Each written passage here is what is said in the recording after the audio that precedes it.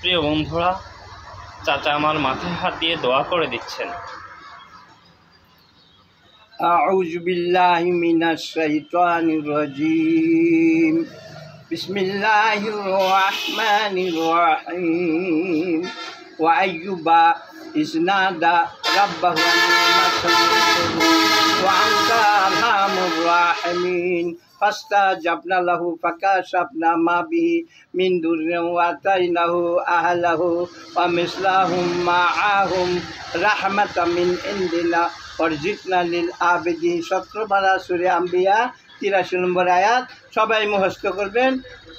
অসুখ কাল যেও আসতে পারবেন ইনশাআল্লাহ। আইয়ুব আলাইহিস সালাম 80 বছর জঙ্গলে থাকার পরে এই 18 বছর জঙ্গলে থাকার পরে আয়াত নাজিল হয়েছে।